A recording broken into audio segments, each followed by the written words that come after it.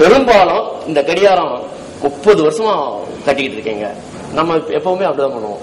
அப்படி வீட்டுல ஒரு பீரோ இருந்ததுன்னா இது எங்க தாத்தா காலத்துல இருந்து இருக்குங்க. நம்ம பெரும்பாலும் இந்தியாவில குறிப்பா தமிழர்கள் அப்படிதான் நம்ம பெருமையோட. இப்பெல்லாம் அந்த இது மாறி போச்சு. யூஸ் அண்ட் த்ரோ அப்படிதான் இல்லைங்களா?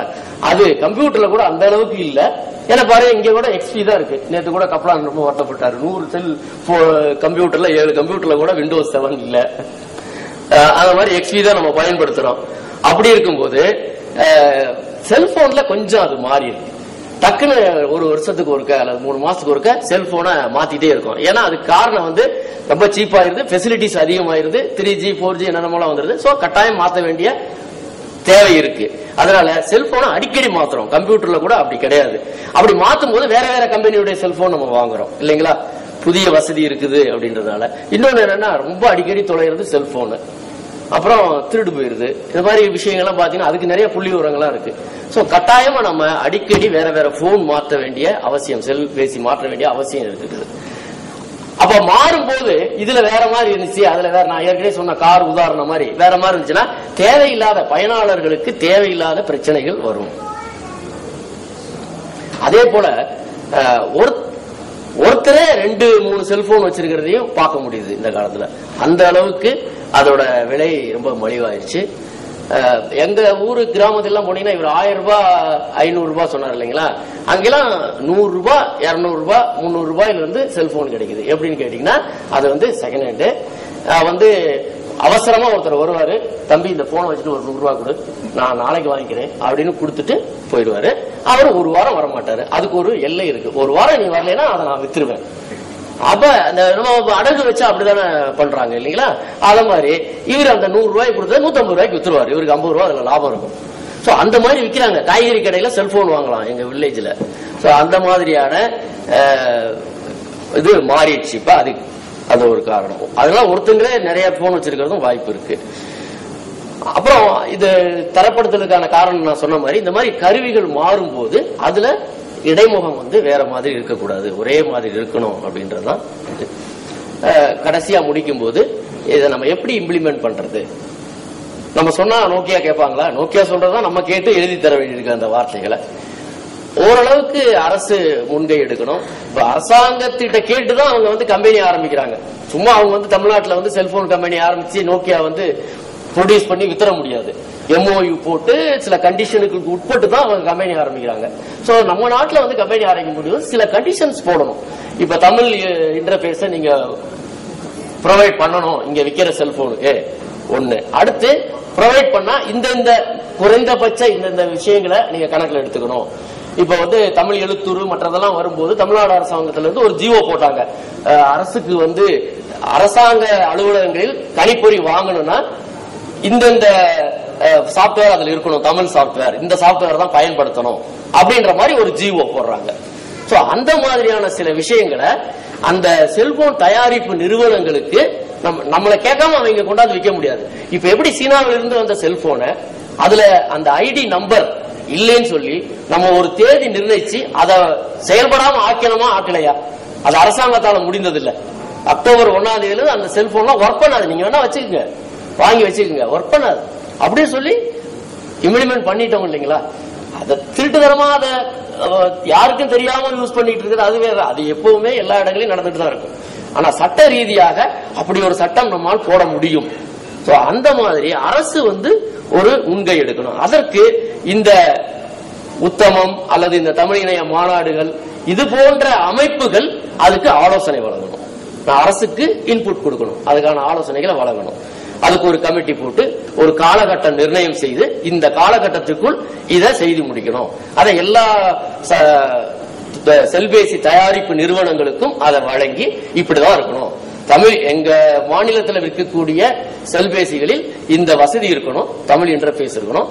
அந்த தமிழ் இன்டர்ஃபேஸ்ல இந்த மாதிரியான ஸ்டாண்டர்டைஸ் பண்ணப்பட்ட குறைந்தபட்ச விஷயங்கள் அதுல இடம்பெறணும்ன்றத நம்ம சொல்லலாம். சோ அதை இப்ப விசைத்தளம், அதாவது கீபேட் ஸ்டாண்டர்டைசேஷன் நடந்துட்டு இருக்கு. அது வெளியிட போறாங்க. அதனுடைய ஒரு பார்ட்டா, ஒரு பகுதியா இதையும் இணைத்துக்கணும். அத இந்த மாநாட்டிலேயாவது அதுக்கு ஒரு குழுவை அமைத்து அதுக்கு முயற்சி மேற்கொள்ளணும் அப்படின்றதுதான் என்னோட பரிந்துரை. இதோட என்னுடைய உரையை முடித்துக் கொள்கிறேன். சந்தேகங்கள் இருக்கு சார்?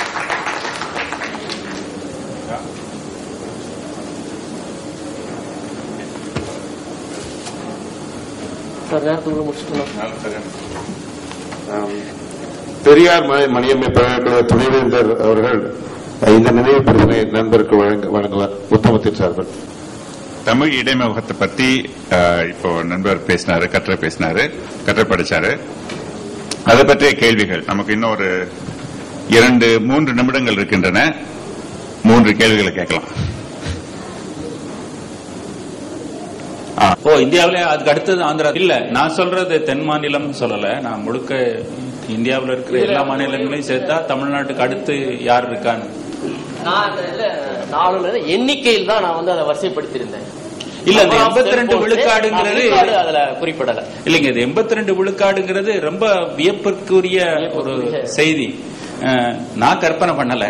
நான் நினைச்சிருக்கேன் 50 விழுக்காடு இருக்கும் அப்படி நான் நினைச்சுக்கிட்டு இருக்கேன். நீங்க 82 நான் கணக்கீடு எப்படி ஒரு விளக்கம் சொல்லிடுறேன். எப்படின்னு கேட்டீங்கன்னா, இப்ப சென்னையில வந்து ஒரு காலத்துல 100க்கு 11 பேர்கிட்ட தான் தொலைபேசி இருந்துச்சு, செல்போன் வர்றதுக்கு முன்னாடி.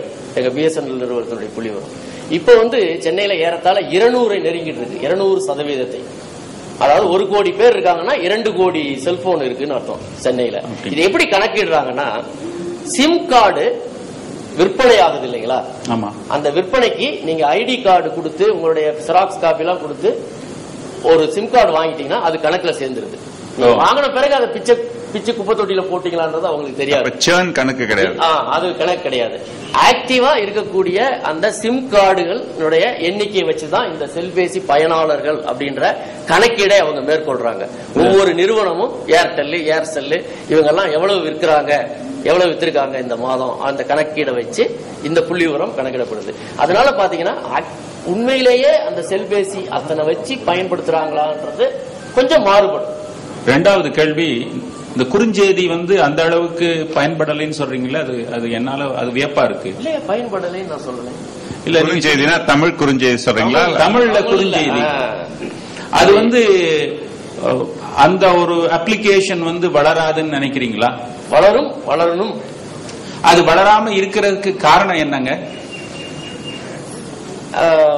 அதான் இப்ப நான் சொன்னது எப்படின்னு கேட்டீங்கன்னா, கம்ப்யூட்டர்ல வளரல. அது காரணம் வந்து பயன்பாடாளர்களுக்கு தெரியல.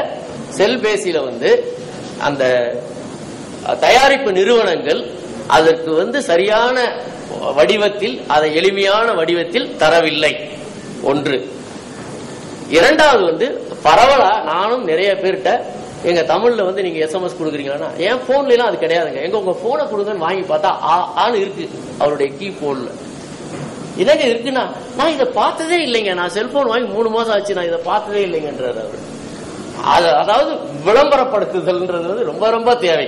இன்னைக்கு வந்து 108 அப்படின்னா கூட அந்த 108 ஒண்ணு இருக்குன்றத நீங்க டெய்லி டிவில காமிச்சிட்டே இருந்தாதான் 108 நம்ம ஊர்ல இருக்கு போல இருக்கு அப்படின்றத மக்கள் தெரிஞ்சுக்குவாங்க. அந்த மாதிரி அதை வந்து அரசாங்கமும் நிறுவனங்களும் அதுக்கு முக்கியம். செல்போன் இப்ப நோக்கியாவுடைய விளம்பரம் வரும்போது இந்த ஃபெசிலிட்டி இருக்கு அந்த ஃபெசிலிட்டி இருக்குன்னு பாக்குறோம், தமிழ் இடைமுகம் இருக்குன்னு சொல்லி அவங்க விளம்பரத்தை உங்க பாயிண்ட்ஸ் போட்டுட்டீங்க. அது தொடர்பா ஒரு கேள்வி, இந்த தமிழ் பயன்பாடு, தமிழ் மட்டும் இல்ல இந்தியா பூரா எடுத்துக்கங்களேன், அந்தந்த மாநிலத்தினுடைய மொழியினுடைய பயன்பாடு, குறுஞ்செய்திகளுக்கான பயன்பாடு ஏன் வந்து விரிவாகல அப்படின்ற ஆய்வு ஏதாவது மேற்கொண்டிருக்காங்க?